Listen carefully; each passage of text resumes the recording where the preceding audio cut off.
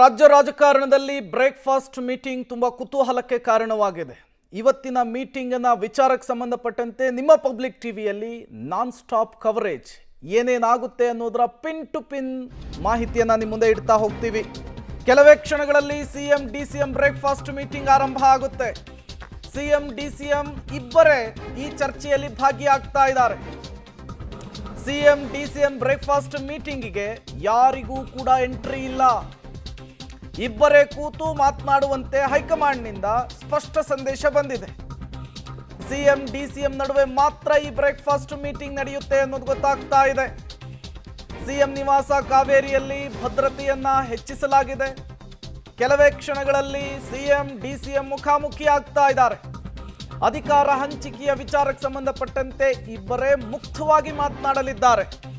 ಇಲ್ಲಿಯವರೆಗೂ ಅವರು ಆಪ್ತರ ಮಾತನಾಡ್ತಾ ಇದ್ರು, ಮಾಧ್ಯಮಗಳ ಮೂಲಕ ಹೇಳಿಕೆ ಕೊಡುವ ಮೂಲಕ ಮಾತನಾಡ್ತಾ ಇದ್ರು, ನಾನಾ ರೀತಿಯ ಸ್ಟ್ರಾಟರ್ಜಿಗಳ ಮೂಲಕ ಮಾತನಾಡ್ತಾ ಇದ್ರು.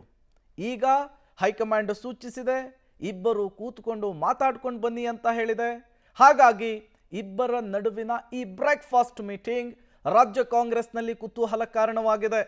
ರಾಜ್ಯ ರಾಜಕಾರಣದಲ್ಲಿ ಕುತೂಹಲವನ್ನ ಕೆರಳಿಸಿದೆ. ಇನ್ನೇನು ಕೆಲವೇ ಕ್ಷಣಗಳಲ್ಲಿ ಸಿಎಂ ಸಿದ್ದರಾಮಯ್ಯ ಅವರ ಕಾವೇರಿ ನಿವಾಸಕ್ಕೆ ಡಿಕೆ ಶಿವಕುಮಾರ್ ಅವರ ಎಂಟ್ರಿ ಆಗುತ್ತೆ.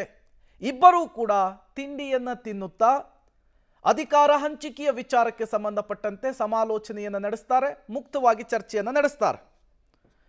ಮತ್ತಷ್ಟು ಡೀಟೇಲ್ಸ್ ಅನ್ನು ಕೊಡೋದಕ್ಕೆ ಶ್ರೀನಿವಾಸ್ ನೇರ ಸಂಪರ್ಕದಲ್ಲಿ ಜಾಯಿನ್ ಆಗಿದ್ದಾರೆ. ಶ್ರೀನಿವಾಸ್, ತುಂಬಾ ಕುತೂಹಲ ಕಾರಣವಾಗಿದೆ ಇವತ್ತಿನ ಬ್ರೇಕ್ಫಾಸ್ಟ್ ಮೀಟಿಂಗ್.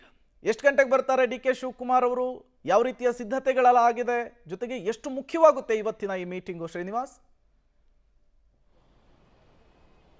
ಪ್ರೇಮ್, ಇವತ್ತಿನ ಮೀಟಿಂಗ್ ಒಂದು ಹಂತದಲ್ಲಿ ರಾಜ್ಯ ಕಾಂಗ್ರೆಸ್ನಲ್ಲಿರುವಂತಹ ಭಿನ್ನಮತಗಳಿಗೆ ತಾತ್ಕಾಲಿಕವಾಗಿ ಬ್ರೇಕ್ ಹಾಕುವಂತಂದ್ರೆ ರಾಜ್ಯ ಮಟ್ಟದಲ್ಲಿ ಬ್ರೇಕ್ ಹಾಕುವಂತಹ ನಿಟ್ಟಿನಲ್ಲಿ ಮಹತ್ವವನ್ನು ಪಡ್ಕೊಂಡಿದೆ.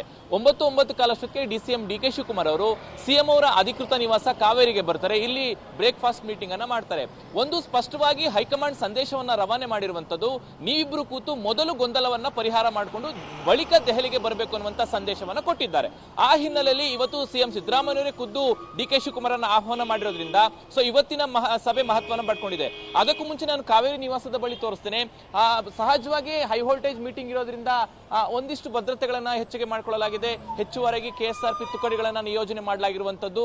ಸೊ ಯಾವುದೇ ಅಹಿತಕರ ಘಟನೆಗಳು ಅಥವಾ ಮುಂಜಾಗ್ರತಾ ಕ್ರಮವಾಗಿ ಈ ಒಂದು ಪೊಲೀಸ್ ಭದ್ರತೆಗಳನ್ನ ಮಾಡ್ಕೊಂಡಿದ್ದಾರೆ ಅಂತ ಹೇಳ್ಬೋದು. ಇನ್ನು ಪ್ರಮುಖವಾಗಿ ಇವತ್ತಿನ ಸಭೆಯಲ್ಲಿ ಸಿಎಂ ಮತ್ತೆ ಡಿಸಿಎಂ ಮಾತ್ರ ಇರ್ತಾರೆ. ಇಷ್ಟು ದಿನ ಅವರ ಬೆಂಬಲಿಗರು ಸಿಎಂ ಅವರ ಮನೆಗೆ ಬರುವಂತದ್ದು, ಚರ್ಚೆ ಮಾಡುವಂತದ್ದು ಆಗ್ತಿತ್ತು. ಇನ್ನೊಂದು ಕಡೆ ಡಿಸಿಎಂ ಡಿಕೆ ಶಿವಕುಮಾರ್ ಮತ್ತೆ ಅವರ ಬೆಂಬಲಿಗರು ಸಭೆಯನ್ನ ಮಾಡ್ತಿತ್ತು. ಆದ್ರೆ ಇವತ್ತು ಪ್ಯೂರ್ಲಿ ಸಿಎಂ ಮತ್ತೆ ಡಿಸಿಎಂ ಅವರು ಇವತ್ತಿನ ಸಭೆಯಲ್ಲಿ ಇರ್ತಾರೆ. ಅವರಿಬ್ರು ಬ್ರೇಕ್ಫಾಸ್ಟ್ ಮಾತಾಡಿಕೊಂಡು ಏನು ಗೊಂದಲಗಳಿದ್ದಾವೆ, ಪ್ರಮುಖವಾಗಿ ಕುರ್ಚಿಯ ಕದನ ಅಥವಾ ನಾಯಕತ್ವದ ಬದಲಾವಣೆಗಳಿದ್ದಾವೆ. ಎರಡೂ ಬಣಗಳು ಒಂದೊಂದು ರೀತಿಯಾದಂತಹ ಹೇಳಿಕೆಗಳು ಕೊಡ್ತಿದ್ದಾರೆ. ಸಿದ್ದರಾಮಯ್ಯನವರು ಬಣದವರು ಸಿದ್ದರಾಮಯ್ಯನವರೇ ಸಿಎಂ ಆಗಿರಬೇಕು ಅನ್ನುವಂತ ಮಾತುಗಳನ್ನ ಪರೋಕ್ಷವಾಗಿ ಪ್ರತ್ಯಕ್ಷವಾಗಿ ಹೇಳ್ತಿರುವಂತದ್ದು. ಡಿಸಿಎಂ ಬಣದವರು ದೆಹಲಿಗೆ ಪೆರೇಡ್ ಅನ್ನ ಮಾಡುವ ಮೂಲಕ ತಮ್ಮ ಶಕ್ತಿ ಪ್ರದರ್ಶನವನ್ನ ಡಿಸಿಎಂ ಅವರು ಮಾಡ್ತಿರೋದು. ಇದೆಲ್ಲಾ ಗೊಂದಲಗಳಿಗೆ ನೀವಿಬ್ರು ಕೂತು ಪರಿಹಾರ ಮಾಡಬೇಕು ಅನ್ನುವಂತ ನಿಟ್ಟಿನಲ್ಲಿ ಇವತ್ತು ಸಭೆಯನ್ನ ಹೈಕಮಾಂಡ್ ಆಯೋಜನೆ ಮಾಡಲಾಗಿದೆ.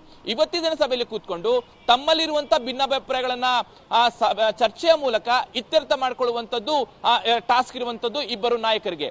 ಇಲ್ಲಿ ಚರ್ಚೆಯ ಬಳಿಕ ಸಭೆಯ ಬಳಿಕ ಬಹುಶಃ ಇಬ್ಬರು ಸೇರಿ ಒಂದು ಸುದ್ದಿಗೋಷ್ಠಿಯನ್ನು ಮಾಡುವಂತಹ ಸಾಧ್ಯತೆ ಇದೆ. ಈ ಒಂದು ಸುದ್ದಿಗೋಷ್ಠಿಯಲ್ಲಿ ಯಥಾ ಪ್ರಕಾರ ಯಾವುದೇ ಗೊಂದಲಗಳಿಲ್ಲ, ಹೈಕಮಾಂಡ್ ಎಲ್ಲವನ್ನ ನಿರ್ಧಾರ ಮಾಡುತ್ತೆ ಅನ್ನುವಂತ ಸಂದೇಶವನ್ನು ಕೊಡುವ ಮೂಲಕ ಏನು ರಾಜ್ಯದಲ್ಲಿ ಭಿನ್ನಮತೀಯ ಚಟುವಟಿಕೆಗಳಿದ್ದಾವೆ ಅದಕ್ಕೆ ಬ್ರೇಕ್ ಹಾಕುವಂತ ಪ್ರಯತ್ನವನ್ನ ಹೈಕಮಾಂಡ್ ಮಾಡಿಸುವಂತ ಪ್ರಯತ್ನವಿದೆ. ಇಲ್ಲಿಯ ಸಭೆ ಆದ ಬಳಿಕ ಸಹಜವಾಗಿ ದೆಹಲಿಯಲ್ಲಿ ಒಂದು ಸಭೆ ಆಗುತ್ತೆ, ಅಲ್ಲಿ ಎಲ್ಲವೂ ಕೂಡ ಇತ್ಯರ್ಥ ಆಗುತ್ತೆ ಅನ್ನುವಂಥದ್ದು ಸ್ಪಷ್ಟವಾಗಿ ಹೇಳಬಹುದು. ಪ್ರೇಮ್. ಓಕೆ ಶ್ರೀನಿವಾಸ್, ಹಾಗೆ ಸಂಪರ್ಕದಲ್ಲಿರಿ, ಮತ್ತಷ್ಟು ಡೀಟೇಲ್ಸ್ ಅನ್ನ ನಿಮ್ಮಿಂದ ಪಡಿತಾ ಹೋಗ್ತೀವಿ. ಅಲ್ಲಿಗೆ ಇವತ್ತಿನ ಈ ಮೀಟಿಂಗ್ ತುಂಬ ಕ್ರೂಷಿಯಲ್, ತುಂಬ ಕುತೂಹಲವನ್ನು ಕೆರಳಿಸಿರುವಂಥದ್ದು. ನೋಡಿ, ಇಲ್ಲಿಯವರೆಗೂ ಸಿಎಂ ಆಗಲಿ ಡಿಸಿಎಂ ಆಗಲಿ ಅಧಿಕಾರ ಹಂಚಿಕೆಯ ವಿಚಾರಕ್ಕೆ ಸಂಬಂಧಪಟ್ಟಂತೆ ಮುಕ್ತವಾಗಿ ಮಾತನಾಡಿಲ್ಲ. ಈಗ ಇಬ್ಬರೇ ಮಾತನಾಡ್ಕೊಬೇಕಾಗಿದೆ.